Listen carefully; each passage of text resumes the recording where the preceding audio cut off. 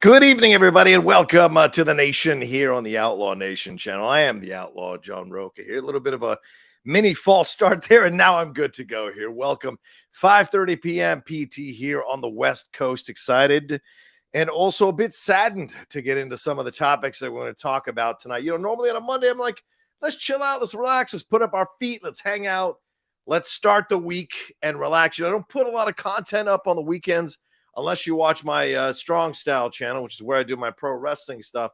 But when it comes to the other things, I don't really put up too much content unless there's stuff going down or a big comic book movie that's come out. We'll do a spoiler review for the Geek Buddies on a Sunday night. Sometimes that's what we'll do. So, but today, you know, after I put up the Succession review, which is up there now for you all to watch if you want to, for episode 1 of season 4, I binged 3 seasons of Succession over 7 days. No one should spend that much time with the Roys in that consolidated amount of time. It is just a lot to fuck with your head for sure. But, you know, getting ready for this review, we did it. It was great. It was a lot of fun to watch it. I'm excited to see what season 4 is going to bring us. And Shannon McClung, my fellow geek buddy, we had a great time reviewing it. So if you want to watch that after we're done with this show, you can do so. It is up there now. But I hope you all had a good weekend. I hope you all had something positive happen for you this weekend. Some good things happen for you. Some doors open up, some windows open up. Hell, or maybe you just took a walk, took a hike, listened to some music, saw a movie. Maybe you saw John Wick 4, which I'll be talking about later on in the show. Maybe you just did whatever you needed to do to get yourself in a really good place, because it's been already we're in March. I mean, we're almost out of March already into April. It's been a rough 3 months for sure. A lot of stuff happening in the world, a lot of changes, a lot of tragedies, a lot of sadness, some goodness too, but a lot of stuff going on in the world of entertainment. Certainly the last few weeks, things have started to ratchet up. News stories are breaking, and certainly if you watch the Hot Mic, a lot of news stories, a lot of scoops breaking that we've been bringing you. And one of the big ones that we brought you a few months ago, Thunderbolt Ross, Harrison Ford coming back or coming into the MCU for the first time in the character of Thunderbolt Ross coming back after the passing of the late, great William Hurt. It is now Harrison Ford who will be Thunderbolt Ross. And guess who's back? His daughter, Betty Ross. We'll talk about that later on in the show as well. And we're going to get into some news about Jonathan Majors, the sad stuff that happened over the weekend. Talk about having a bad weekend. Certainly Jonathan Majors had a bad weekend, and we'll get into some of that as well. We'll also talk about, as I mentioned, the return of Liv Tyler. We'll talk about Sam Jackson and Secret Invasion. We're getting a release date. We got a release date, rather, from the MCU on their landing page on Disney Plus, at least. They haven't officially said anything, so we'll talk about that, what that means and the placement of it, what it means for the other stuff that's coming out around it. We'll also get into, unfortunately, the Nashville shooting that happened today as well. Just yet another heartbreaking shooting. 6 people are dead, 3 children, 3 adults. The shooter herself, a woman, is dead. According to a number of statistics that I read, like 5 to 8% of mass shooters are women. So it's a very, very rare thing that happens with mass shootings. I'll give you the latest on all of that, as well as we break down stuff that's happening topics-wise here on the nation. As always, Streamlabs and Superchats are open. We're going to be talking about some heated stuff, I imagine, get into some stuff that some of y'all feel are a little bit contentious or we can have arguments about. Please always keep it civil in the chat. I got my moderators in here. Cheryl's in here. Thank you very much, Cheryl, for hanging out with us tonight. And if you go too far, I am going to block you. If you become abrasive, I am going to block you. Healthy back and forth is always good, but I will block you, or I might put you in timeout to give you a little bit of time to kind of think about how you want to address those things. So just letting you know. So, but if you want to send in any Streamlabs and Super Chats, that stuff is certainly well received and well accepted, and it's a guarantee of you getting your stuff up on the channel for me to read out during the show for sure. So I'm going to pin that in the chat right now. Thanks to the 130 of you who are already watching me live. Please make sure you hit a like on this video as well, and subscribe to the channel. That's really the big thing, subscribing to the channel. If you can subscribe to the channel and hit that bell button, you can help me get to 50,000 subscribers. That's what I'm trying to get to. You know, Kevin Garnett once said, anything is possible. And one of those things that are possible is getting me to 50,000 subscribers by December 31st of 2023. Help me make that a dream come true. Make the boyhood dream come true. We're in WrestleMania season. Make the boyhood dream come true of the Outlaw here, John Rocha, and get me to 50,000 subscribers sure as well. We're on the precipice of WrestleMania. That's also happening. The NCAA tournament is happening. What a crazy weekend of games, and what a crazy Final Four that we've got for sure. And of course, that's not coming back up until Thursday. But what an interesting weekend it was in sports. And speaking of sports, we're also going to get into a little bit of time for Lamar Jackson and his requests for a trade from the Ravens. So madness going on that end as well. 145 of you joining me right now. Thank you very, very much. Hit a like on this video as we go along here. Leave a comment as well, and send in a Streamlabs or a super chat. Just kind of hitting that right now as we go along, and I will bring it up on the screen for us to read together and talk about as we get into things. All right, let's jump into our first topic. Let's see what it is. Okay, I've got to. All right, so let's get into this, because I mean, I guess we might as well just get into a little bit of drama right off the bat. I'm gonna read you some particulars. Unless you've been under a rock, or like my friend Meredith Loftus, you took a break from social media over the weekend and came back Monday morning like Donald Glover walking in with those pizzas in Community, and everything's on fire in that apartment. Jonathan Majors encountered some really serious allegations on Saturday. He was arrested in Manhattan. He was formally charged yesterday or today with several counts of assault. And I mean this, he was charged with several counts of assault in the third degree, a single count of aggravated harassment in the second degree, 3 counts of attempted assaults in the third degree, and 1 count of harassment in the second degree. That is a lot of charges to put on this situation. Just to give you a little bit of background, a call was received on Saturday morning to the police around 11 a.m. From what I'm seeing from some of the reports, it was actually Jonathan Majors who might have made the call here, which is really kind of crazy to think about what was going on. Like, why did he make the call? Was he not the aggressor? So there's a lot of still moving parts on this. So I'm not landing on any side of this. I'm just going to report what's going on and have some speculation, have some conversation with you all about it. But that's the details there. They received the call around 11 a.m. from an apartment located in the vicinity of the West 22nd Street and 8th Avenue area. A 30-year-old female told, quote, police that she was assaulted, and then Majors was placed in custody without incident. She sustained minor injuries to her head and neck and was removed to a hospital in stable condition. Now, TMZ was reporting this as well, and according to TMZ, they said that this was allegedly his girlfriend, and that she had caught him texting another woman on the phone, and she tried to grab his phone, and it became a fight, and this occurred in a taxi. So this is what was all going on around this time. According to the report here, the complainant claimed that Major struck her, quote, about the face with an open hand, causing substantial pain and a laceration behind her ear. And that she claims that he also put his hand on her neck, causing bruising and substantial pain. Now, that's the side of the report that was in the report. That's what this woman claimed. Now, his lawyer, Priya Chaudhry, released a statement saying Jonathan Majors is completely innocent and is provably the victim of an altercation with a woman he knows. We are quickly gathering and presenting evidence to the district attorney with the expectation that all charges will be dropped imminently. Also went on to say the evidence includes video footage from the vehicle where this episode took place, witness testimony from the driver and others who both saw and heard the episode, and most importantly, 2 written statements from the woman recanting these allegations. All the evidence proves that Mr. Majors is entirely innocent, did not assault her whatsoever. Unfortunately, this incident came about because this woman was having an emotional crisis for which she was taken to a hospital yesterday. The NYPD is required to make an arrest in these situations, and this is the only reason Mr. Majors was arrested. We expect these charges to be dropped soon. Now, after these charges were issued yesterday, they reached out today to both the New York Attorney General and also to a district attorney, and also to these lawyers. And a lot of sites did not receive further comment. So either there's video footage being looked at, there are statements being looked at, because apparently, according to his lawyer, the woman recanted her allegations, recanted her comments about what happened here in letters, apparently 2 different letters recanting this. Now, those are everything that I've got according to my information around this whole assault.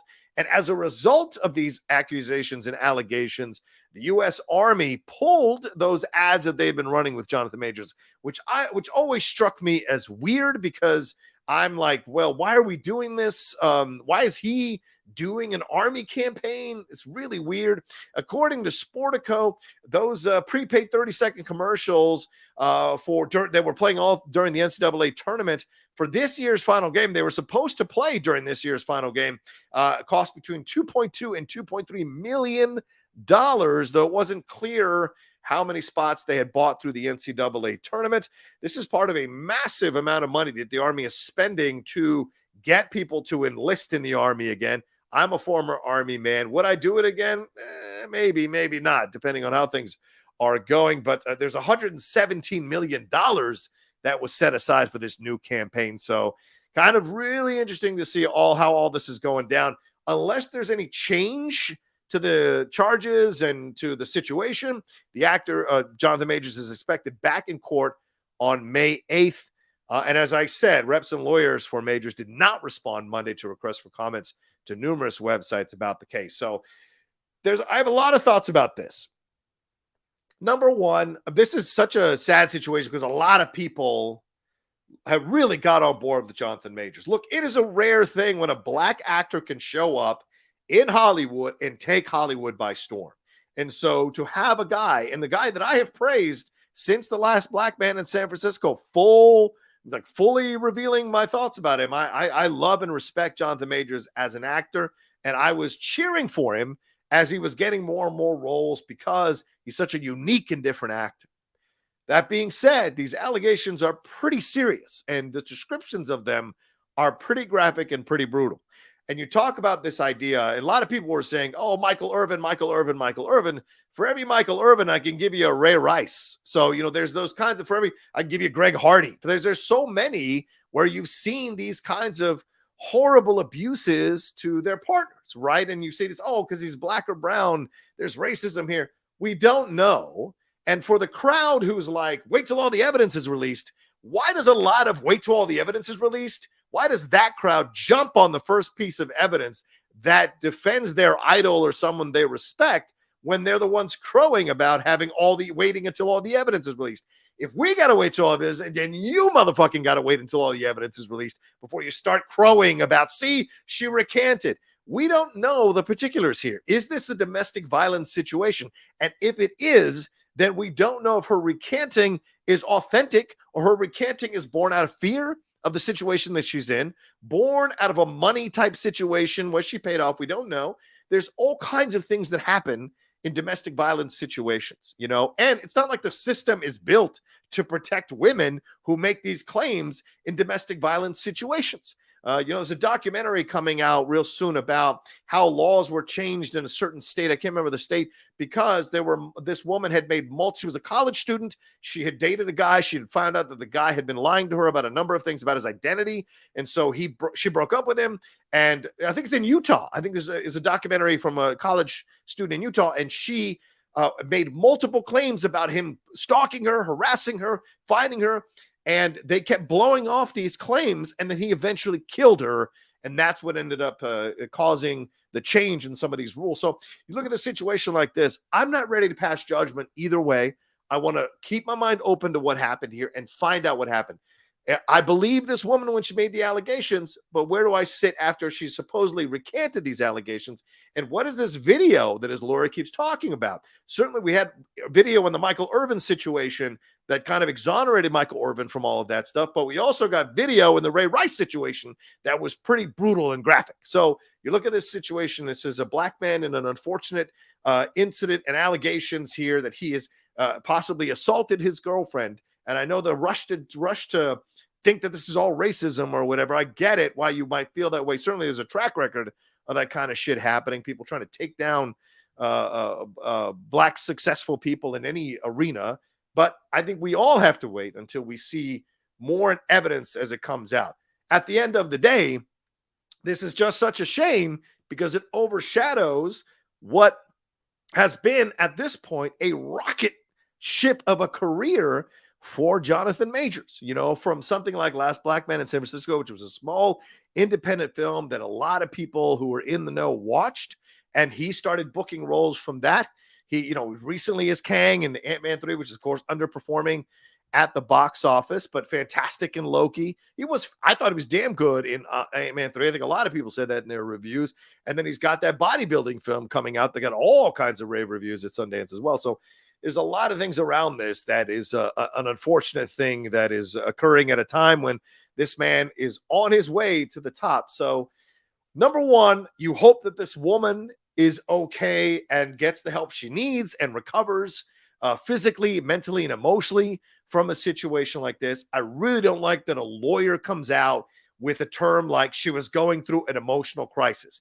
That has such a terrible stigma, essentially saying she got crazy or she was crazy. That's fucked up. So when a lawyer comes up with that kind of comment, it bothers the shit out of me, because we've seen already enough women get called crazy or get called unstable or whatever when they make these kinds of accusations, so that powerful men can get away with doing these things or repeating a pattern. And don't forget, for some of you who have known this and some of you who didn't, a couple of people came forward on Twitter who claimed to have worked with Jonathan Majors, a couple of directors who claimed to have worked with Jonathan Majors. And I mean by plays, and said it's about time people found out about this guy, that this guy had been doing this kind of stuff. There's a reputation that this guy has, and what have you in the artistic community. So how much of that is true, how much of that isn't, how much of that is speculation, how much of that is hearsay, we don't know. But certainly there were people who came forward and said, look, we've known about this guy for a while. I think it was a white guy and a black guy, so you can't say it was all white people coming after him. So an interesting situation here when you look at it and you wonder what the end result's going to be, for sure. So we'll see. I mean, we're seeing some, and I don't know. To me, it's a little unsettling to see them trying to put everything on her. So, like I said, we don't know anything specifically. We're seeing the allegations. Has she recanted the lawyer claims that, but we haven't had a letter issued, signed by her, put out there for us to take a look at and make our own determination, our own ideas. It seems like the DA is going forward with these charges because they haven't dropped them yet. And then his lawyer is claiming that it's not true and that it was just, she got, it was emotional crisis, whatever the fuck that means. And trying to claim that she is hanging this on Jonathan Majors. There was some physical assault that occurred here. Okay. So if there are bruises on her neck, bruises on her face, bruises on her person, that immediately indicates striking. So if there were no bruises before and there are bruises after an altercation with somebody, when is it that you should put your hands on a woman? I've always been taught that you should never put your hands on a woman no matter what. And so so when I see that, I'm just like, I got questions about why she's got those bruises and what have you. So I'm keeping my mind open, but right now, in my opinion, it doesn't look too good. The Army dropping him doesn't look too, or pulling those ads doesn't look too good. And right now, and I know I already said, focus on the victim, focus on her getting better, focus on her physical. But right now, this is yet another headache in the Marvel universe with them dealing with the Victoria Alonso exit, which is really controversial. Ant-Man 3 underperforming, and just Phase 4 being a mixed bag. So this is just an interesting time right now for Marvel, for sure. And that's all I'll say about that, because, as I said in my tweet, they're rich. They can recast if they need to. They'll figure it the fuck out. It's more focused on the woman and hoping she recovers, but us finding out what actually happened here between these two people, which it's just sad to see, Cooley High said, thank you, Cooley. He says, bro, you are preaching to the choir, but unfortunately, even if he proves his innocence, this will still follow him. Also, where were these directors and their allegations before this incident happened? Look, Cooley, that's a valid question to ask. So let me hit the first part. You're probably right. This will follow him for quite some time. But I also think Jonathan Majors has a lot of goodwill that a lot of black actors don't necessarily get right off the bat. And I just feel like if this all gets explained and she comes out and does an interview, she comes out and makes a statement, then we'll have a different point of view on this. And I think it will pass. And I think, people understand that, because some things happen in relationships. And I'm saying violence is supposed to happen in relationships, but I feel like people will be a little more like, oh, okay. So with Jonathan Majors' situation as opposed to other situations. The second part of your question, where were these directors' allegations before the incident happened? Well, one of them put it out as a blind item and didn't want to name names because he didn't want to bring people's trauma into his naming. He just wanted to, in a way, do his allyship by insinuating that there's an actor out there that everyone's falling in love with that has a history of having these uncomfortable interactions with people and that he knows about. But he wasn't about to name the names of the actors that have had these interactions, the creatives that have had these interactions with majors, because that is violating their own privacy, right? And I can absolutely understand that, right? And the other side of this is, if you're going to come out and say it, I mean, look at the way people are reacting to these people coming out and saying it now. They're coming after them. You know, people are like, oh, you're trying to kill us. You're trying to. And one of the guys is white, and he's just getting tore up on his Twitter for that situation. So you ask yourself, well, why would you come out? Because when you come out, people come out and just bombard your Twitter and accuse you of all kinds of horrible shit. And how many people are built to really deal with it? Cooley, could you deal with it? If all of a sudden, every time you opened your Twitter, there was 100 people or 1,000 people calling you the most vilest things every single time you opened your Twitter, that would fuck with your mental health, fuck with your emotional well-being. That's why a lot of women don't come forward on social media either, because they get attacked and harassed and I say verbally, I guess verbally in the text, in the tweets, beaten down by these kinds of situations. So it's not easy to say, well, why didn't they come out before? It's not easy. Cooley, I'm sure you got a bunch of friends. Are you putting on social media every time a bunch of your friends act like ass, a bunch of your friends do stupid shit? Are you putting it on social media? You know what I'm saying? I got some friends that done some ass things. I'm not putting it out on social media. You know, it's not my business to do that shit. It's not my place to do that shit. So not everyone's going to be like, hey, I saw this happen, you know? And so just putting it out there with that kind of situation. So,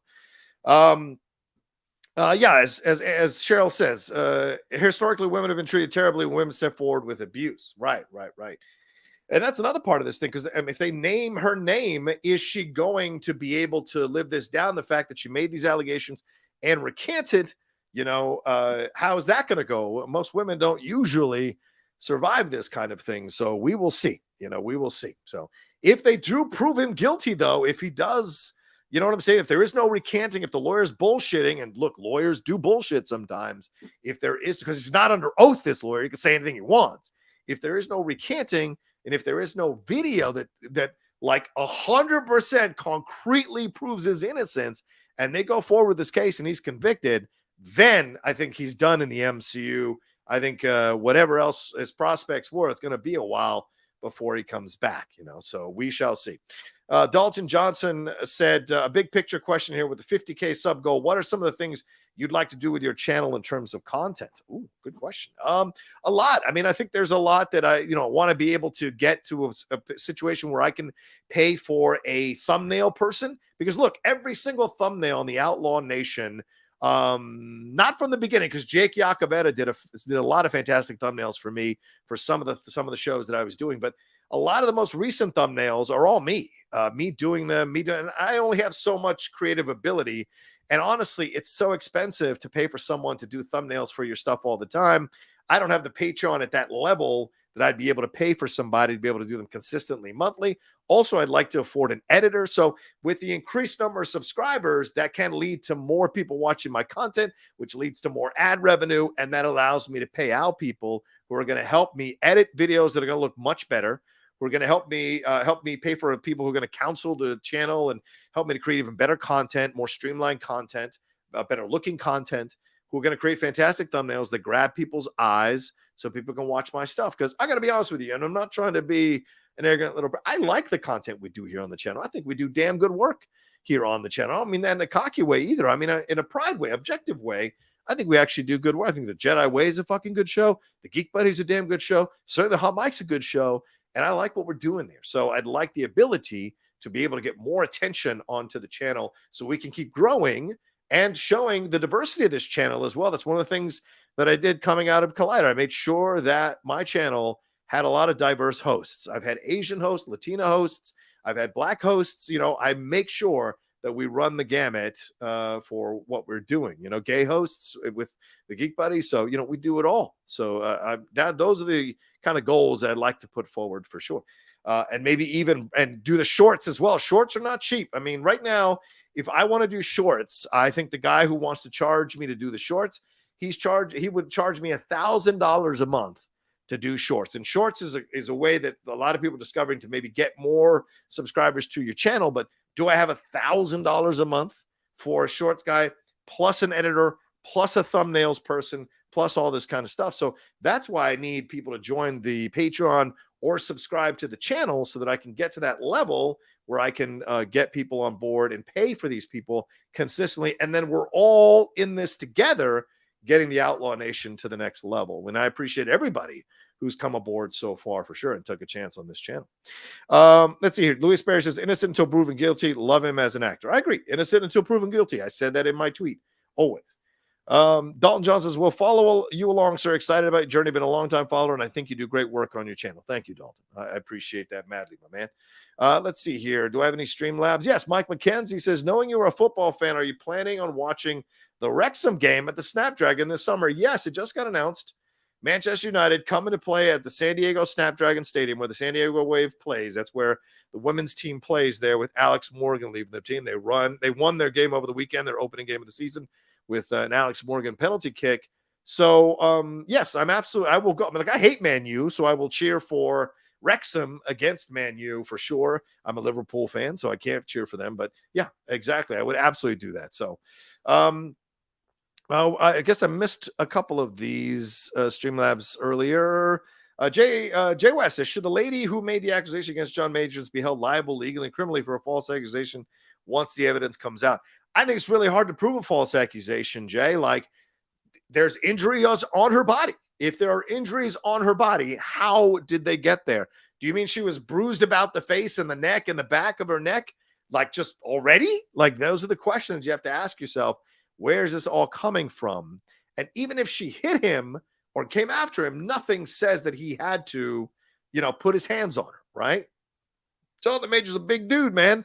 So, what's the situation there? So to me, it's difficult. If someone's like what happened with the Michael Irvin situation, right? If someone's intentionally lying in order to get an advantage, then yes, absolutely. You take that person, you charge that person, make that person liable financially for these accusations. But in a domestic violence situation, man, that's real muddy. It is really hard to prove one way or the other. It's really hard to prove that like it was a false allegation. You got to have real concrete evidence to do that. And then at that point, then maybe we can take a look at that and have a different conversation. Crashing Coyote says, who's your pick to take over the company by the end? Mine's Roman Roy. He's the only one trying to run it as a business. And John Majors is just following protocol. I don't know what that means. Yeah, with succession, Roman's a good choice. Don't be surprised, though, if Tom is sitting atop the pile before it's all over, or God help us, Greg. Wouldn't that be amazing? Greg from episode 1, and then in the last episode is the guy who gets elected to run the whole damn thing. I would not be surprised. So, yeah, just kind of interesting stuff for sure. All right, let's see if there's any more Streamlabs. Okay, no more Streamlabs, no more Super Chats. Keep sending them in, folks, as we go along. Let me take a quick break, and I will jump into, oh, my God, I keep forgetting to do these things. So I will take you know what? I'm going to wait just a second. I'm going to take a quick break in just a second. And when I do, we're going to get into some other topics here on the Nation channel. I always forget to make this standalone picture for the Nation. And I'm always frustrated by the fact that I don't remember to do it every time, because it's real important to do it every time. Yeah. Okay. Anyway. All right. So let me put this up real quick. Let me make it real quick as we're talk amongst yourselves. The Industrial Revolution was not industrial nor revolution. A little coffee talk from Linda Richmond. And I will put this up here. No, that's it. There we go. All right. I'm going to save it now, and then I'm going to put it up for you. So we'll have a little bit of a break screen. And I apologize to everybody who's dealing with this great radio, as they like to say, that is happening right now. Okay. I will be right back to talk some more stuff right after this.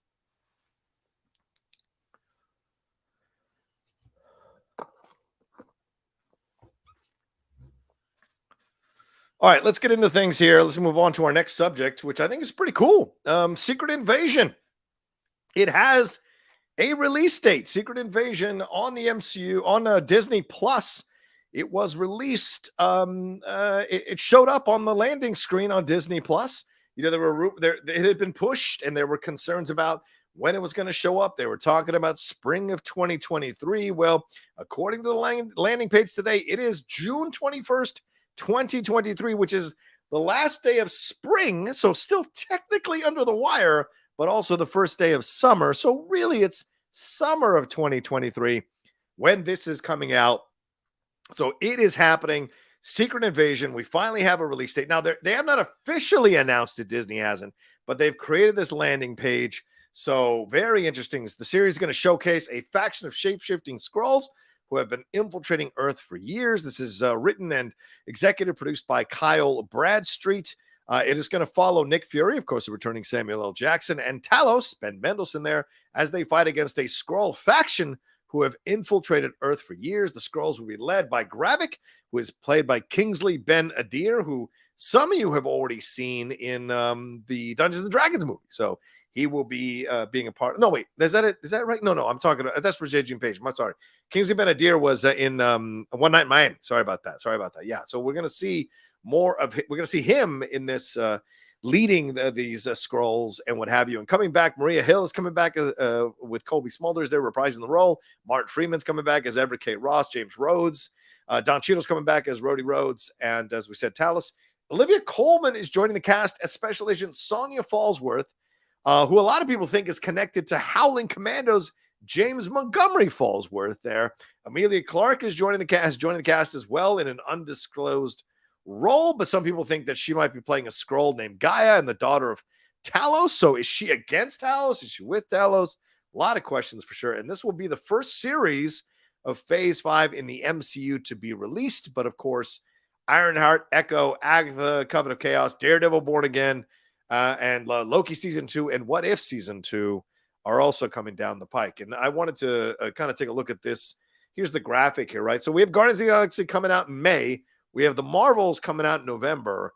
Echo's been pushed. The rumors is going to be pushed to 2024. Loki Season 2 is supposedly, from what I hear, coming out in November. Then Secret Invasion, or earlier in the year, Secret Invasion, of course, June 21st there. What If? I'm not sure. X-Men 97. I'm not sure they're going to slide that in. Ironheart is going to be pushed. And we'll get to Captain America New World Order in a second and Thunderbolts in a second. Blade, we have no idea with Blade. They can put whatever they want as a supposedly release date for Blade. We have no idea. Deadpool 3, November 8th. And remember what Snyder said on the Hot Mic recently about Deadpool 3, that supposedly will involve Deadpool confronting the TVA, and that both Mobius, that's Luke Wilson's or Owen Wilson's character, and Ms. Minutes, Tara Strong, doing the wonderful voice for Ms. Minutes, will be reprising their roles to be a part of this situation. So what do y'all think? I mean, June 21st, not too bad for the MCU. They're slowing things down. They're not going to do a lot of people. They're not going to do a lot of shows, a lot of movies slamming into each other. They're slowing down. They're spreading them out. There's going to be some weeks in between the movies and the series instead of one on top of the other. I think last year, what was it, 5 series and like 3 or 4 movies? This year, it's going to be much less. So I like it. And the fact, June 21st, that's something to look forward to. It's going to be a lot closer. April, May, June. That's it. 3 months. We're at 3 months. 3 months ago like that. Look how quick we got to March and through March. So we will be upon Secret Invasion very, very soon. So going to be interesting to see what we're going to get for that.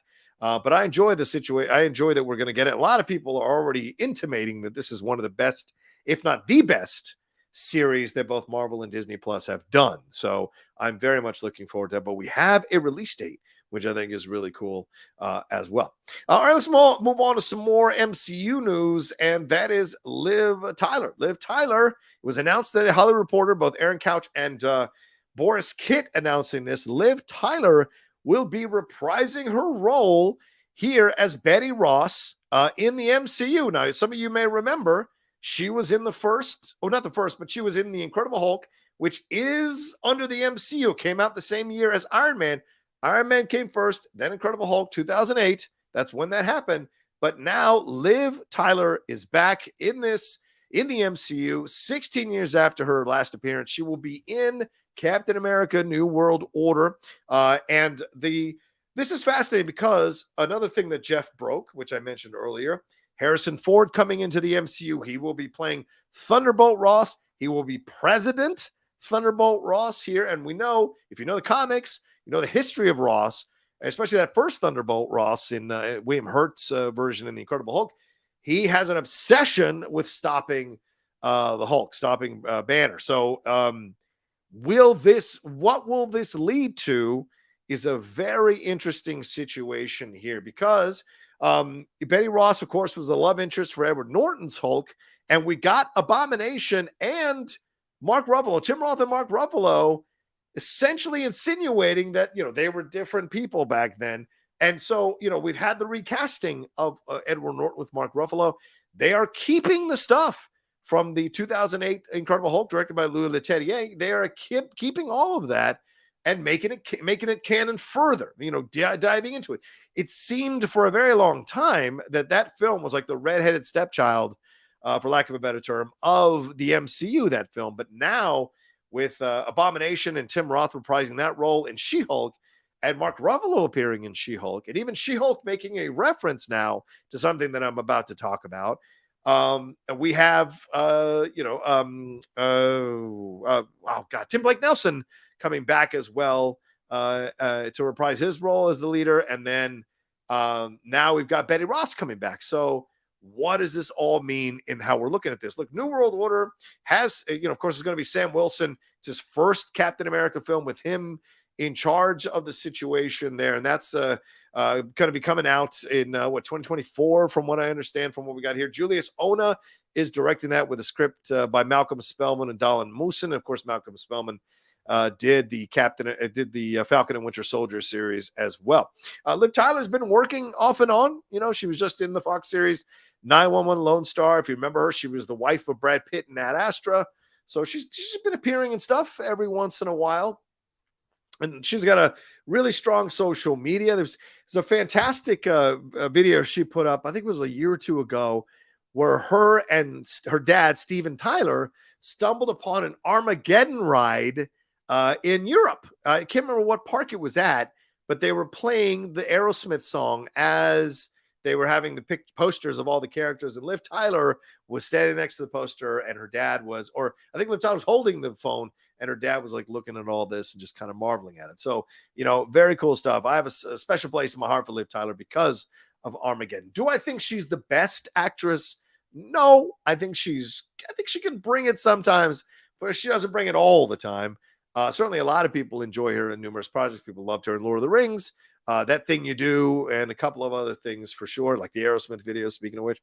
But to me, it's always going to be Armageddon. That's where Gracie, that's who she is for me. But yeah, this will be interesting. Now, this has got a lot of tongues wagging because, and especially my co-host on the Geek Buddies, Michael Vogel, who said like, "Oh, we're definitely getting Red Hulk." So it's very possible that Red Hulk is now on deck. Now, is it going to be Thunderbolt Ross who becomes Red Hulk? And remember, in She-Hulk, they were trying to get her blood, her gamma blood, so that they could create probably some super soldiers that they can control that had Hulk-like abilities.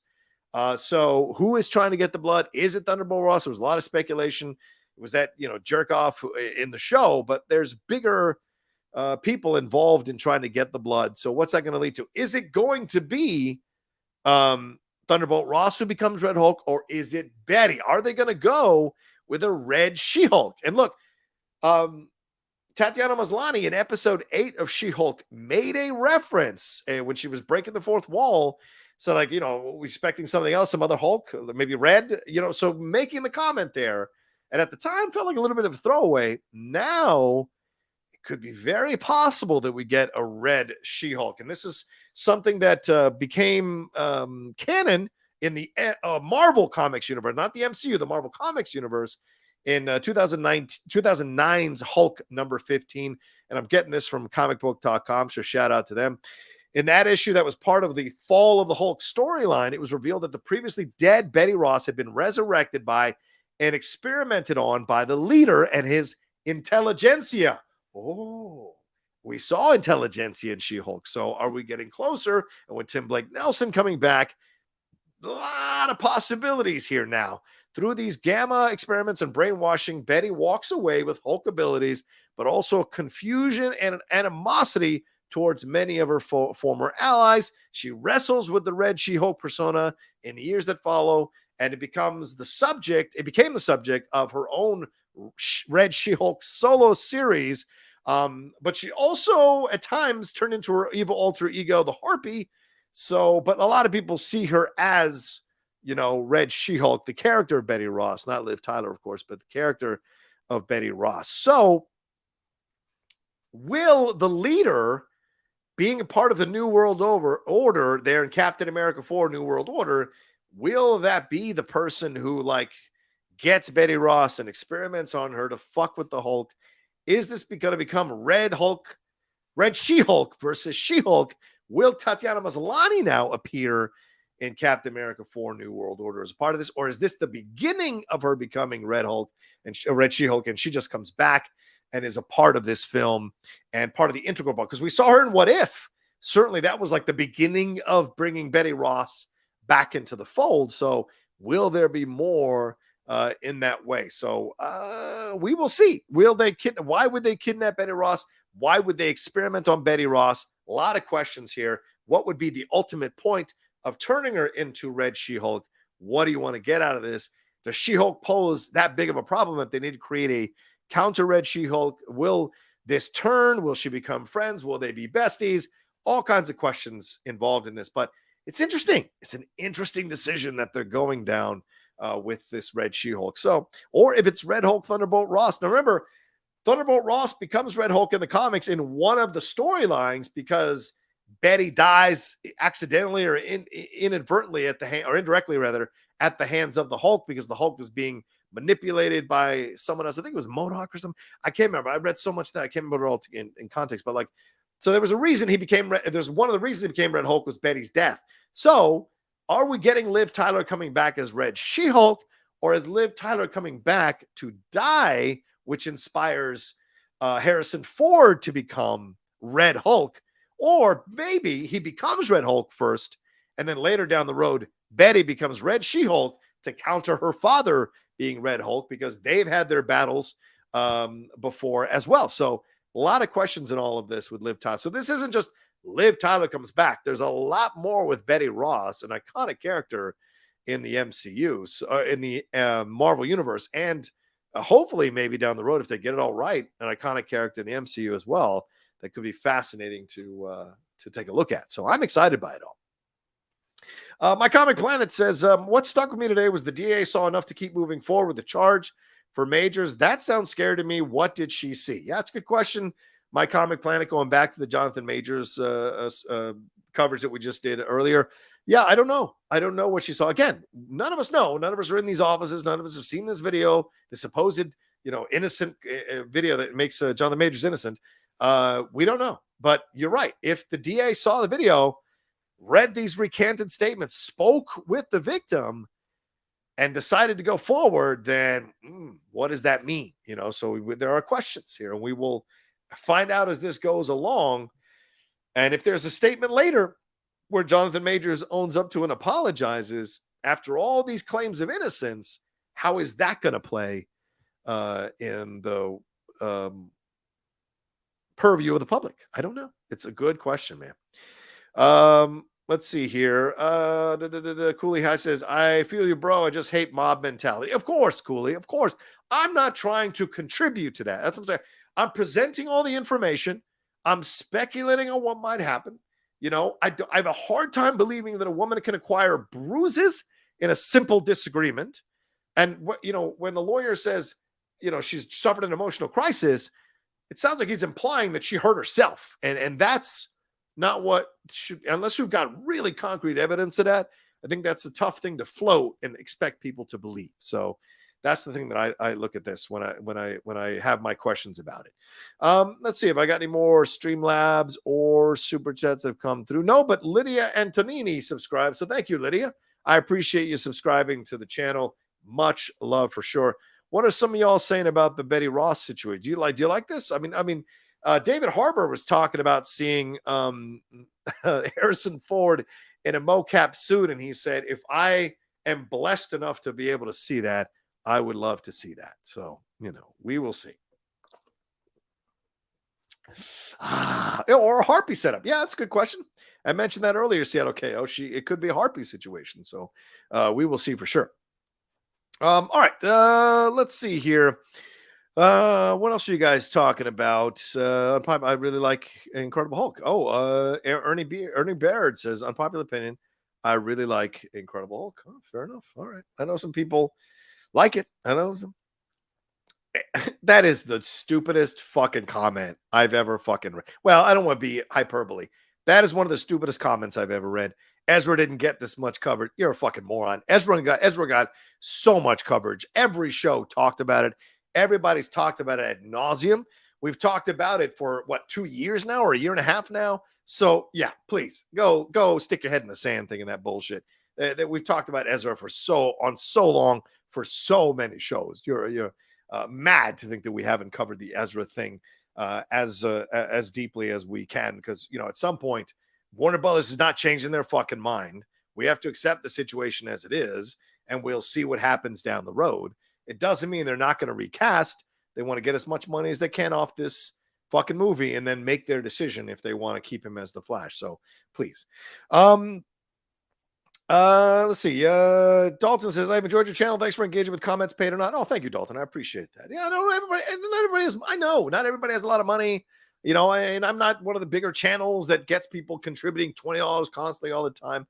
I do what I can. I'm building towards that.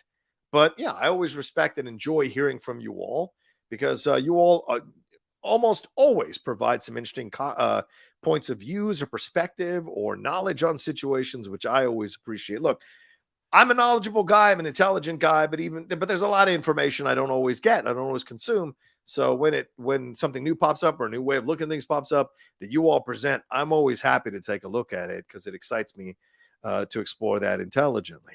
That's a good. I like this question. Do you think Marvel is becoming too confusing to follow for non-comic fans?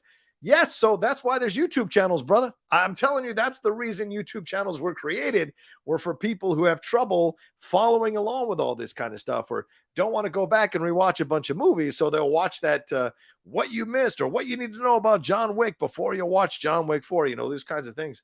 So that's why YouTube has been a godsend for a lot of people, because they can watch like a 20-minute video and get it all squared away. So that's certainly a possibility. But yeah, do people have time to do that? That's a good question. So it is getting deeper and deeper. The cuts are getting deeper and deeper. So we will see where this all ends up and where it all goes, and at what point is the breaking point with all of this, for sure. Let's see. Philip Bryan says, I like Sam more than Steve, and Steve is awesome. Hashtag Captain America. Yeah, that's a good question. It's a good comment. Someone New Rockstars posted a tweet today that said, like, what's your most unpopular comic book or superhero movie opinion? And I almost put up there that Captain America should never have held Thor's hammer because of how he fucked over Tony to save Bucky. That isn't someone who is worthy, in my opinion. And I almost posted it, but like, I think people would have lost their fucking minds, because people have an unnatural love for Captain America and are not willing to see some of the flaws of Captain America and Steve Rogers. Just like America, some people are willing to ignore certain things because they wanted to believe that this person or this country is 100% good, and that's not always the case. So in many, many ways, Captain America is America with all the good things, and there are a lot of good things, and with the flaws as well, because he's a bit self-serving. He does some things that are convenient for him in certain situations, no matter who is hurt, because I guarantee you this: if it was Tony's friend under mind control who had killed Bucky, Cap wouldn't have stopped at anything until he killed that person. I put $1 million on that. I will put $1 million on that. So, just throwing that out there for you all. I like Sam too. I want to see, and what happened when Captain America didn't like the Accords? He went rogue. He went rebel. He was anti-government, anti-establishment. He created his own crew essentially his own militia to go against the government because he thought they were corrupt. So, all the shades of America in Captain America, and yet another reason why I don't think he was 100% worthy to get the hammer. That being said, when it happened, I lost my shit like everybody else did in the theater. So, because I love Chris Evans as an actor, and so seeing him grab it, I just was like, oh yeah. So there we go. Jamal's like, easy, John. No, I'm telling you my truth. Please. Yeah, well, one day, Travis, I will have 1 million. If you gave more in your, Streamlabs, maybe I get to 1 million, Travis. Anyway, yeah, he led an insurrection. He could have. I'm just saying he could have. Grew the beard out like I've seen, the neck beards I've seen, you know what I'm saying? So anyway, all right, anyway. This Philip Bryan says, OG question, name a non-MCU person that could wield the hammer. A non-MCU person?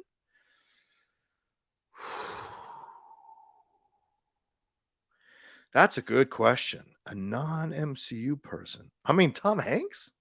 I feel like Tom Hanks could wield the hammer. I feel like Tom Hanks is worthy. In an industry full of people who are pretty shitty to people, Tom Hanks has been one of those guys that's kind of escaped all of that. So I would put Tom Hanks on the wheel. Yeah, I would say he could be worthy. Maybe Abraham Lincoln, could be worthy, maybe. I don't know with Martin Luther King Jr. because, those allegations of cheating on his wife. Did he cheat on his wife? So that might not make him worthy. Gandhi. Oh, my God. Gandhi could wield the fucking hammer. Please. Gandhi could wield the hammer. Come on. Keanu. Keanu could absolutely wield the hammer. Yes, 100%. Jimmy Carter. Interesting. I don't know. I'd have to dig deeper into that to see what the situation is with that. But certainly that man has done a lot after his presidency for many, many, many, many people around the world with how he's built the houses and built and helped people and brought attention to people who are starving or living in squalid conditions in numerous countries around the world. So yeah, you could make a case. I mean, Gandhi wielding the hammer, he would pick it up but never use it, right? I mean, he would never use it, but I'd be down with that. No, not Shaq. No, not Chuck Norris either. Fuck no. He's got some issues. Mother Teresa, maybe. I'd be down with that. All right. Let's see here. All right, let's take a quick break, and then we're going to jump into my John Wick review, which I'll try to keep to about 15 minutes, a spoiler review, because I've got to add that to my Rotten Tomatoes score. So I want to make sure I do these reviews, but I like doing them live. So I like doing them in the construct of a show. And then we'll get into the Nashville shooting here to kind of end the show, because I got a thing at 7 p.m. PT. Oh, yeah, Betty White. No, I don't think Betty White could wield it. She's a sweetheart, but Betty has an acid tongue. And a lot of people have said how Betty has an acid tongue. And certainly Betty White and B. Arthur did not get along. So, just throwing that out there. All right, let's take a quick break, and I'll jump into my John Wick 4 review right after this.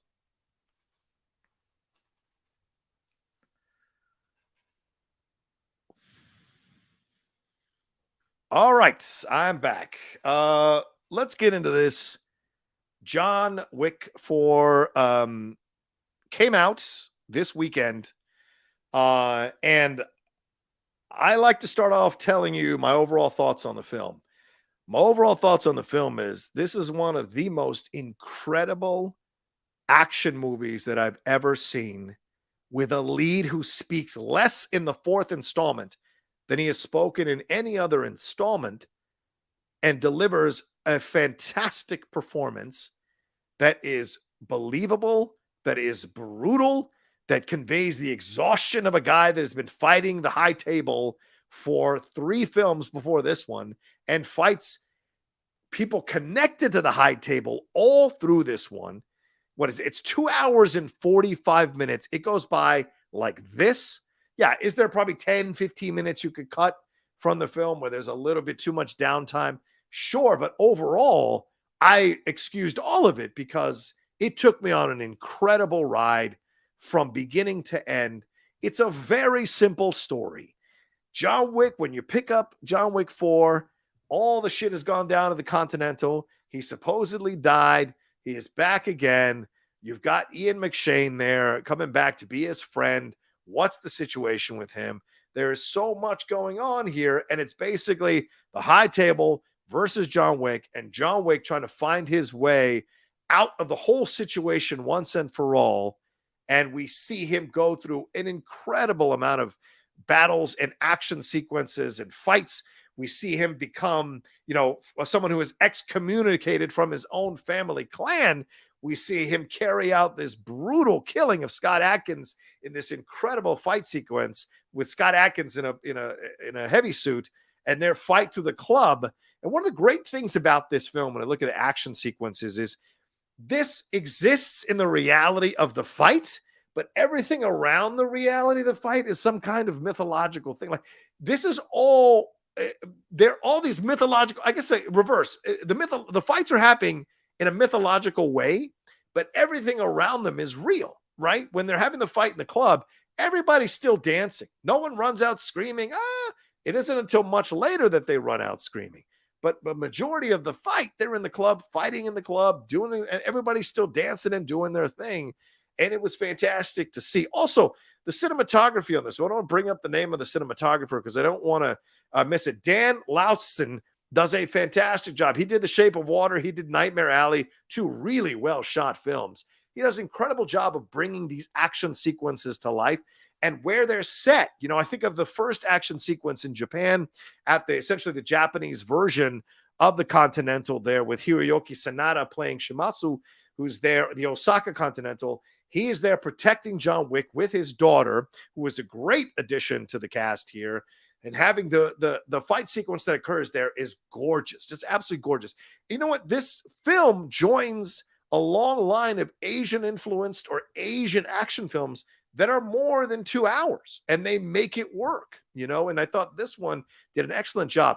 Just the visuals in the Osaka Continental and the fights that they're having there with everybody involved, it is phenomenal. The stages and the levels and the close-in fighting, the distant fighting, all that's going on there is incredible. The swords, the arrows, the small knives that get used, as I said, all the hand-to-hand close-in combat combined with the distance combat, it all works, and it's shot so well and vibrantly. Sometimes when you have too many action sequences, you can start to feel overwhelmed or start to feel pushed away.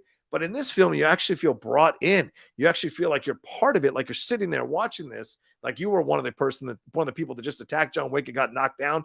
That's what you feel like. And then when John Wick pulls out the nunchucks in that sequence, holy shit, that was badass. Great homage to Bruce Lee, who I'm sure Keanu Reeves respects and Chad Stahelski respects, coming back the director for this film. All of it worked so well. And then the story here, which I think is fantastic as well, with the Marquis de Gramont, that is Bill Skarsgård. He is the main villain in this movie, and he is the leader of the high table at the time. But everyone is like, all the people in the high table, led by Clancy Brown, great job by Clancy Brown in the film, are watching this guy who is and monitoring this guy and basically tasking him with taking out John Wick in one way or another. And he keeps failing at doing it, and he gets progressively more and more frustrated and ends up in a situation where he has to go toe-to-toe with John Wick, but he selects his second to fight in his place against John Wick. And this is, in my opinion, the person who steals the movie, and that is Donnie Yen. Donnie Yen playing Kane. He is note perfect. That is a professional, a veteran of these action movies who understood what the film was trying to do and what his place in the film was, and he delivers it to perfection. I mean, absolute perfection. From the fight with him and John Wick and having the history that they have together as friends from the past, coming back in conflict with each other because Gramont knows about Kane's daughter. Kane, the daughter doesn't know about Kane, or that Kane is still alive and wants to protect his daughter. So Kane is recruited. He is blind. He is recruited. Is that little Zatoichi vibes? He is brought in to take on John Wick, and their battles, verbal and physical throughout the movie are incredible, and they're different every time, which I think is fantastic, until the end, of course, when they come together to make sure that John Wick can get to the appointed time so that him and Kane can go at it there with the duel and the dual pistols at sunrise. So just incredible stuff in the action sequences and in the performances. As I said, Donnie Yen, that's the guy who steals the movie, to be honest with you. And if you've never seen Donnie Yen in anything, you've got yourself so many decades of movies to go and enjoy. Certainly for me, Iron Monkey was the first time I ever saw Donnie Yen when it came stateside. I saw that film. I was like, who the fuck is this? And I just went back and watched a bunch of stuff, back when you could discover shit and go to the video store and rent the videos and all this kind of stuff. It was fun to discover Donnie Yen and all the incredible work that he's done. So that is an action star that you should go back and watch his old movies, his great old movies. Find a website that has a good, extensive article telling you which ones are the great films of Donnie Yen, and go and enjoy those. It is fantastic. Fishburne is good in the movie as well, popping up when he can, doing his thing. Here come the king, giving love to John Wick, showing up with the bulletproof suits. All of that is really cool in what he does here. But I'll tell you, another standout of the film, Shamir Anderson playing Mr. Nobody. I mean, Shamir Anderson is fantastic in the movie. He is damn good coming in. And look, a lot of people are already saying that they want a spinoff with Shamir Anderson here in the role that he plays in the movie. He's just, he's credited as Tracker, says he's nobody. Who, me? I'm nobody. I'm no Mr. Nobody. Just call me Mr. Nobody. And he is excellent in the film. And he comes in with a dog. So a lot of people are like, well, is this what they're spinning off with John Wick? Is it going to be about, I know there's a Continental series, but and I don't remember if that's still happening or if they canceled. I can't remember. But is Nobody going to be the next one that they kind of explore and go forward with? That could be real interesting as well, because I thought he did a fantastic job in the role that he was brought in to do as a helper of John Wick, but also as a potential antagonist for John Wick, who wants to take him out because he's waiting till the bounty on John Wick's head gets to a certain level so that he can cash in and retire to a villa. I think it's in France or Italy, and put this life behind him and hang out with his dog. Of course, another standout, as always, is Lance Reddick, the late, great Lance Reddick. And look, this is the point where I'll tell you, if you haven't seen the movie, I'm spoiling the movie. I saw the movie before the news of Lance Reddick's passing came out. And when I went back to see it again, it was afterwards. And I had myself a good cry in the theater when I saw that happen to him, because I love Lance Reddick as an actor. I loved him as an actor. And when they took him out of the series, it was sad when you watched it the first time before knowing what happened to him in real life. And then later afterwards, it was even more sad. So it just was so rough to see for me personally. So, but he does a fantastic job for the time that he's in the film as well. But Chad Stahelski deserves so much credit for what he was able to do with this film. It's the fourth installment. Not a lot of fourth installments bring the fire, bring the passion, bring the right understanding of how to go back to the roots of the original and flesh them out even more. He's earned the patience of the audience, because 3 was better than 2, so got a little bit back on track. But 4 is arguably, possibly better than 1. You can make a case that it is better than 1. Even though 1 is pretty badass, you can make a case that 4 is on its level. So just like Creed and Rocky, kind of on the same level, you can see 4 and 1 being on the same level. And depending on the day, I think I would feel one way or the other, because they're so equally good in different ways, which I think speaks volumes about Chad Stahelski. And shout out to the studio for saying, sure, man, if you want to do a 2-hour and 45-minute movie, we'll take a chance on this and see what happens. And shout out to the people who came to see it. 74 million over the weekend, man. That shattered all the John Wick box office records, openings wise. So very, very good stuff for sure. Who else do I want? I want to give some love to Rina. Rina? Can I say it right? Sawayama. She was great as Akira. She was great as Hiroyuki Sanada's daughter. Great rhythm, great vibe, great energy. I want to see more of her. Is she going to come back into the mix here, into this universe? I want to see it. I want to see what she spins off. And of course, she has a great post-credit sequence with her and Kane there at the end. What does that mean? So I am very much looking forward to seeing if she's going to be a part of John Wick in the series going forward, either whatever series they're going to come up with on TV or the series itself in the films theatrically. Another thing I will say, I want to touch real quick before I wrap up here on my review. The action sequences, as I mentioned, the club, here are the things to watch out for. The action sequence in the club, incredible. The action sequence in the Arc de Triomphe, I mean, phenomenal. The choreography of that as they're fighting around in the roundabout and all these people getting hit by cars, including John Wick getting hit by numerous cars, is just insane. The timing of it all is insane. The brutality of it all sticks with you.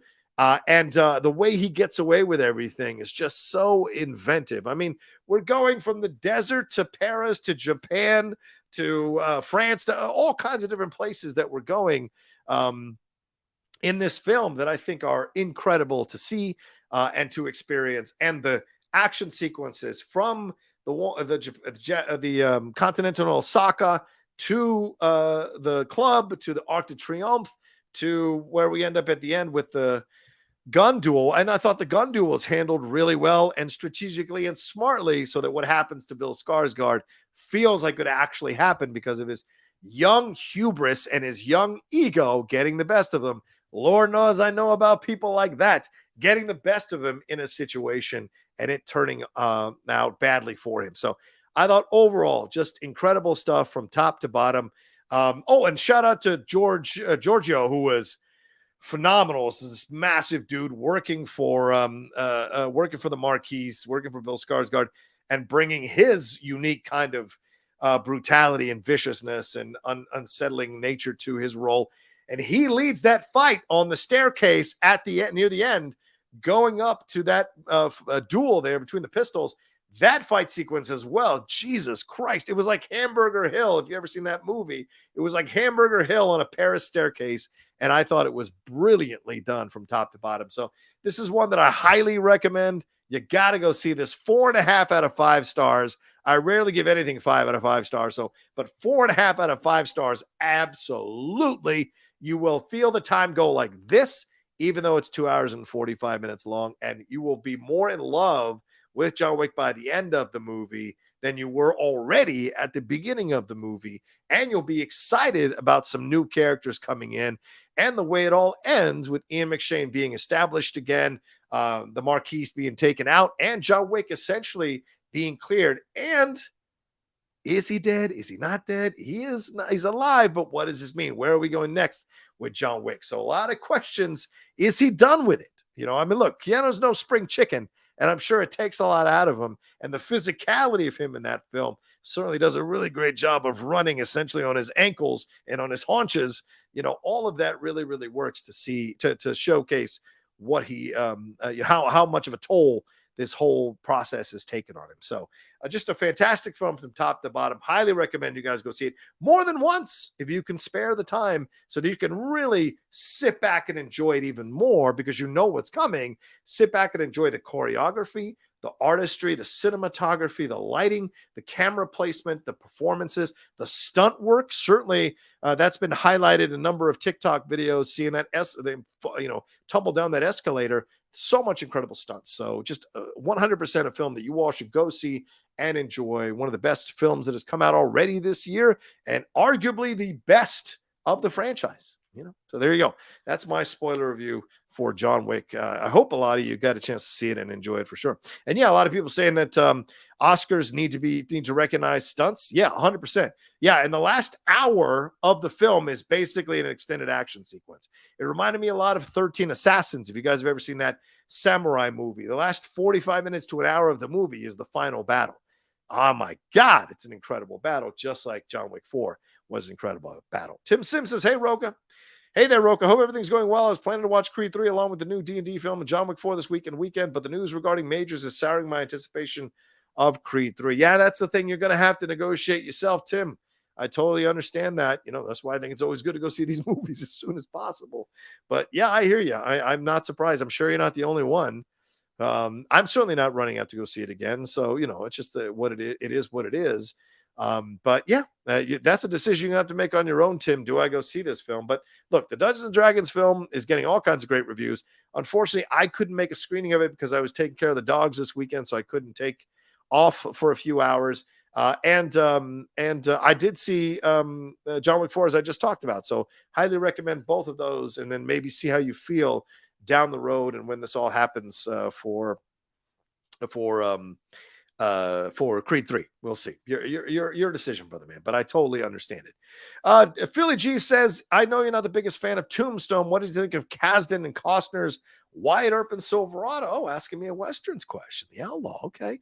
Why I've always defended Wyatt Earp, even though it's a bit of an overcooked epic, and it's really trying to tell you this is an epic. And I don't think it 100% got there, but there are some damn good scenes. And I think people need to put more respect on Dennis Quaid's name for his Doc Holliday. His Doc Holliday, in my opinion, is more accurate to the historical Doc Holliday than Val Kilmer's. Val Kilmer's is just much more crowd pleasing. That's why I think that Western Tombstone is Big Mac, and Wyatt Earp is like, sitting down at a decent restaurant and having a nice meal. There's a difference in how they approach their styles and the directors. I mean, you're going to compare Kasdan to Cosmatos. It's not even the same fucking conversation, man. So just two different things. And so to me, that's why I think Wyatt Earp is a better film. And Silverado is a fucking classic. Once again, Kasdan. Silverado is a goddamn classic. An 80s Western that not a lot of people fucking talk about when they talk about the best Westerns ever. So we did a Geek Buddies. Oh, no, sorry, Cinephiles on Silverado. It was incredible. So I 100% recommend Silverado if you haven't seen it yet. And like I said, there are some great scenes in Wyatt Earp. It doesn't 100% work, but I do like it better than Tombstone. But this is Costner at the top of his hubris, though. So just know that going in. But it is full of great actors with Gene Hackman, with Michael Madsen in here, with Catherine O'Hara, with Jo Beth Williams, with Mare Winningham. I forget the actress who plays his wife near the end there. I forget who that actress is. And so there's a lot to enjoy in the film. And like I said, Dennis Quaid. I mean, that scene when he's like, y'all can kiss my rebel dick. It's just great stuff from Dennis Quaid in that movie that deserves much more respect than people give him, for God's sakes. It doesn't take away from what Val Kilmer did, but I certainly think he deserves more respect. D-Train says, does the fact that movies like The Flash, Indiana Jones 5, and Killers of the Flower Moon premiering at CinemaCon and Cannes automatically say to us that they're going to be good movies? Have those festivals ever shown bad movies? Yeah, it's a good question. Cannes has shown controversial movies or movies where people have walked out of, just like at Sundance or any other festival, really. But CinemaCon right now has a pretty good track record, although Ghostbusters Afterlife, didn't they show that at CinemaCon? And then some people kind of didn't like it and bashed it, and then other people did like it. So Top Gun Maverick certainly was an incredible hit coming out of CinemaCon. Will The Flash be a hit coming out of CinemaCon? We'll see. By the way, I'm going to call out CinemaCon because they turned me down for press credentials. They turned me down. Maybe they've hit their quota of up-and-coming Latino creators that they didn't, allow me to go there as press to cover it. I went there last year, but I went there last year under a friend's press credentials because one of his people dropped out, so there was an open slot. So, but I wanted to earn my spot this time, and I don't know how my following and my subscriber base isn't strong enough as an up-and-coming Latino creator to warrant being invited as press to cover it. Don't tell me you've hit your quota. You've got enough diversity. That's the problem. They crow about diversity, but then when a creator like me comes along, they don't pull me into the mix. So I'm going to call them out probably tomorrow or the next day on Twitter with the email and just ask them and tag them and say, what the hell? You gave me no reason. You gave me no goals to go after. What's the situation? So I'm probably going to call them out for that. And it sucks because I might have to miss The Flash. And I really loved seeing Top Gun Maverick there. It was worth what I paid for the hotel room for damn sure. All right, let's hit some of these other Streamlabs or Super Chats that have come through. Let me see what else we've got here. Wiley Todd. What's up, Wiley? Says, hey, John, hope you're well. Do you remember the movie Forbidden Kingdom that came out in 2008 with Jackie Chan? Yes, I do remember that. Isn't that was it Miles Teller or Logan Lerman? Isn't that the one where he's got to Train the Young American Kid. Isn't that the one? If I'm wrong, correct me in the chat. You don't have to send new money in, but correct me in the chat because I think that's the one. But yeah, I do remember that film because that was right around the time when all the like the 2010, a lot of Asian films came out stateside that were about, martial arts and fighting and all of that, from The Hero to, obviously Crouching Tiger, Hidden Dragon, Forbidden Kingdom. There was a number of those films. House of the Flying Daggers. There was a none of those films that kind of came over here for sure and had some fun. So let me know if I'm wrong or not. I don't remember. Let's see. Tim Sims said, also, if Kang needs to be recasted, then it shouldn't be the disastrous problem that social media is saying to me. Like you tweeted, MC's rich and they're in better position than WB with Ezra. Oh, sure. There's a million other actors they can get to play Kang. And remember, Kang exists on multiple timelines. So, and with Secret Invasion coming, could that play a role into them, like helping them reassess things or reimagine things? We'll see. But I'm sure the MCU is like exploring all the options right now and keeping people on hold in case something happens and this case goes forward and they need to recast. So we will see for sure. Louis Barry says, hope Betty turns into a Hulk in Cap 4. Yeah, we'll see. Into a Red She-Hulk. We'll see, my man, for sure. No, Jet Li and Jackie Chan. That's what that was. Oh, my bad. Ezra got off easy. I don't know, Chris. I don't know. We'll see, man. We'll see. Let's see. Anything else before I take a quick break before we get into the last subject? No, I don't see anything else. So let me take a quick break, guys, for the podcast, and I'll jump into the last subject as we wrap up over the next 13 minutes. So if you want to send your Streamlabs and Super Chats, do it now because I got to jump off in 13 minutes. I'll be right back.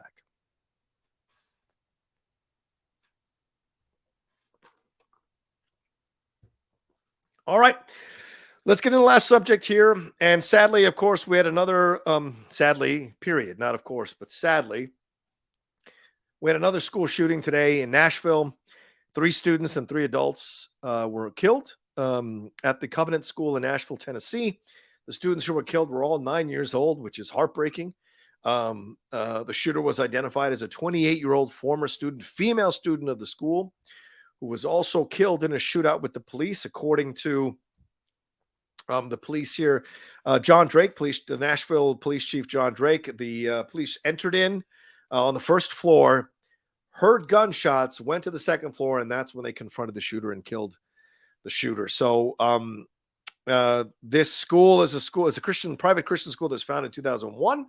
It is as a ministry of the Covenant Presbyterian Church. It has an average enrollment of 200 people in recent years, and it teaches preschool through 6th grade. The first calls of an active shooter came in around 10:15 a.m. local time. And as I said, the shooter has been identified as a 28-year-old Nashville resident. Her name was Audrey Hale. She was armed with a handgun and 2 AR-style weapons, one a rifle and an AR-style pistol. And according to Police Chief John Drake there, the Metro Nashville Police Chief, the 2 of those weapons may have been obtained legally, not illegally, legally and locally in Nashville. The shooter was a student at the school, and the police were unsure what years she was there at the school. This shooter was prepared. She had drawn detailed maps, including the entry points to the building, and detailed how this was all going to take place. She shot through one of the doors to get into the school. They said the school was the only location that was targeted by the shooter, and that they are reviewing a manifesto. So they found the manifesto at the school.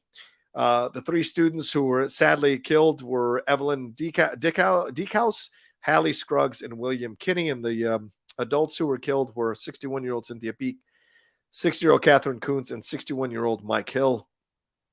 They are going to process the scene and take a look at what happened here. And already you see the people who defend the NRA and defend weapons and the misunderstanding of the Second Amendment crowing about a side door being open.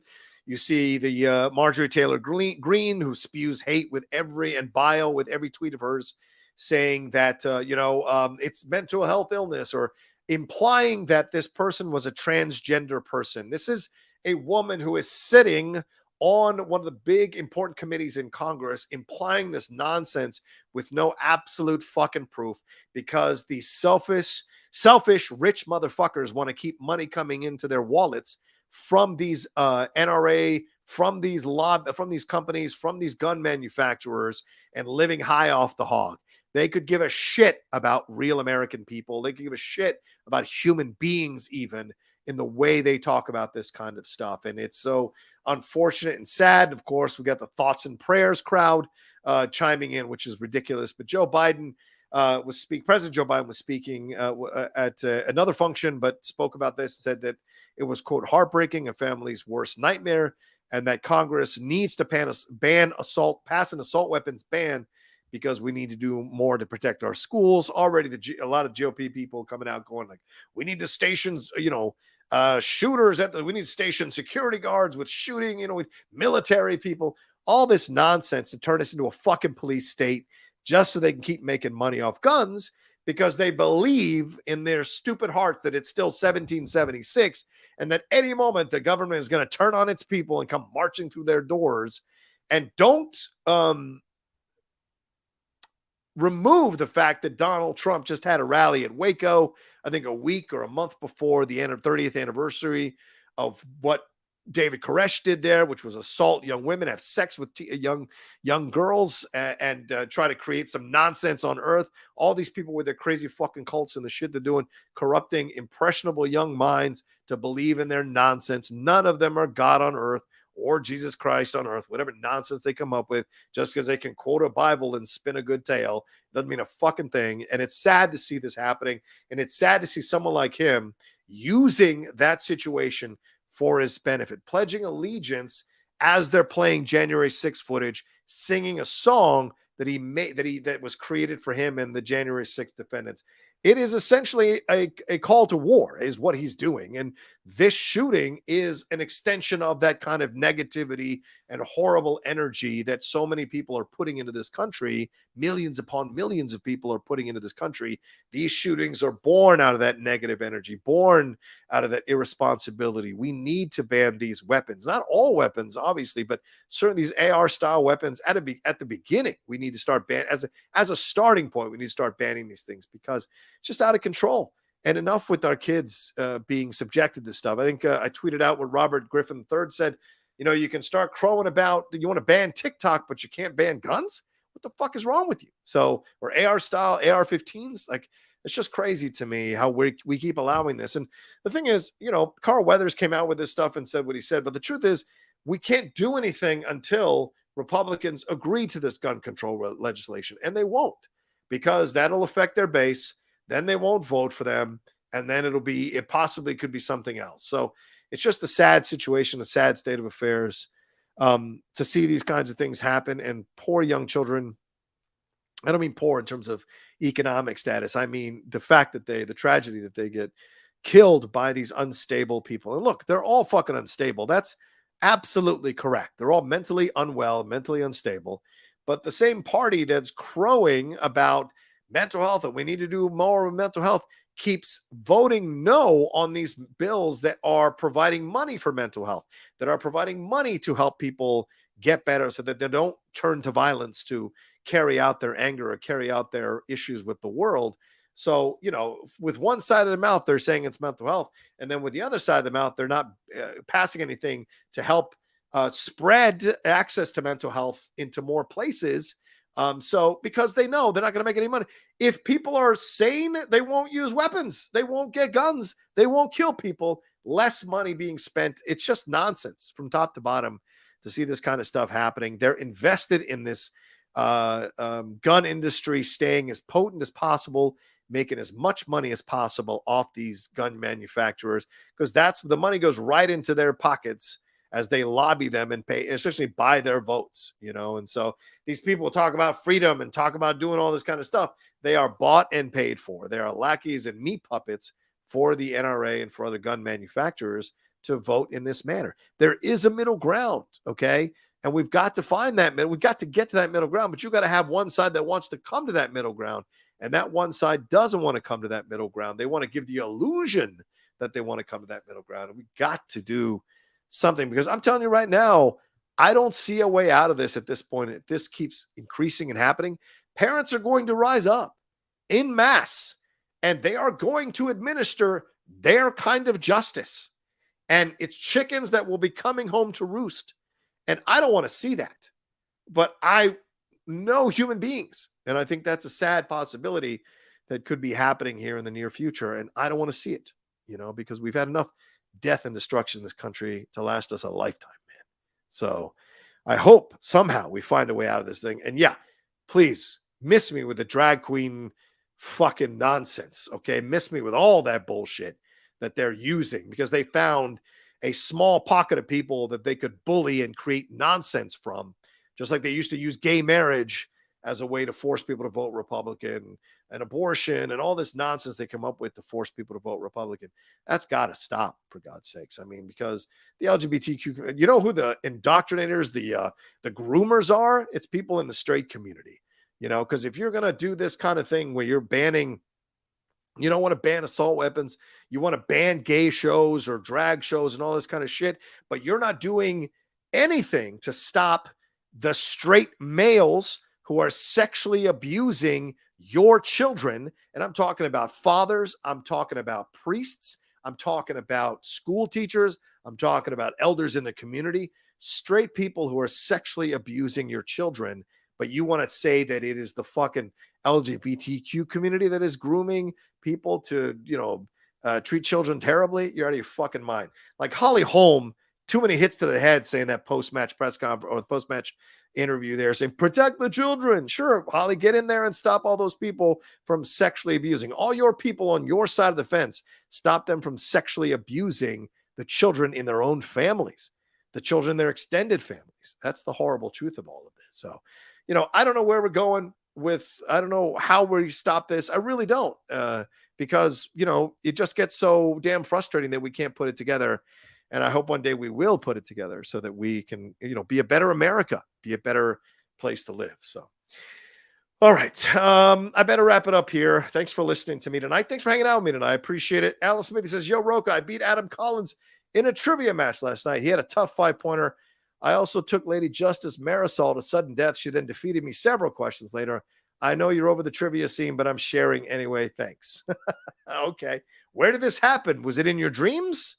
Where did this happen, Smithy? I don't know, but congratulations on beating Adam Collins and Marisol. But it's like beating Roger Mayweather after he's retired. It's like, man, I don't really feel the same. You're not still in fighting shape. But hey, man, take the victories where you can find them. But yeah, if anyone is still having trivia contests, it might be fun to take on Adam Collins in a fun trivia contest, or Marisol, because I never took on Marisol ever. So could be fun if invite me. I might be down.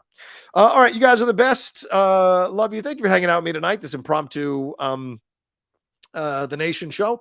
Please remember to subscribe to the channel down below. Hit that subscribe button, hit that bell button so you see when we're dropping all the content we do here in the Outlaw Nation channel.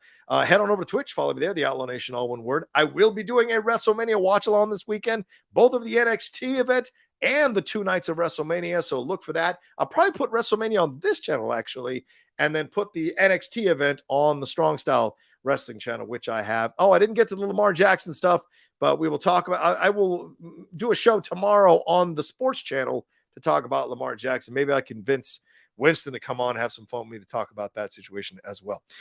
Louis Barry say, I hope Wick and Lance get a lot of time in Battle Arena. Well, we'll see how much Lance shot in that film or in that show. So we will see for sure if that happens, Luis. And I agree with you. I hope we get as much Lance as possible.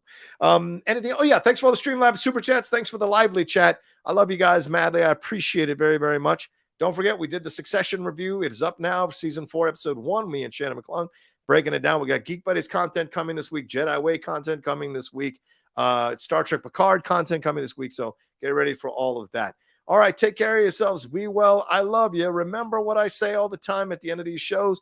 Whatever you need to do to get through the next minute, next second, next minute, next hour, next day, next week, next month, next year, do it. Because I want to see you hanging out with me for quite some time. And so many of you have. You send me your DMs, how we or my shows or my co-hosts have helped you through tough times. Well, I appreciate it madly. Thank you for letting us do that, and keep doing that. 1 foot forward, 1 baby step forward, 1 toe forward. That's all you need to keep fighting, my man and my ladies. I love you all madly, and I'll talk to you next time with another brand new episode of The Nation. Peace and take care.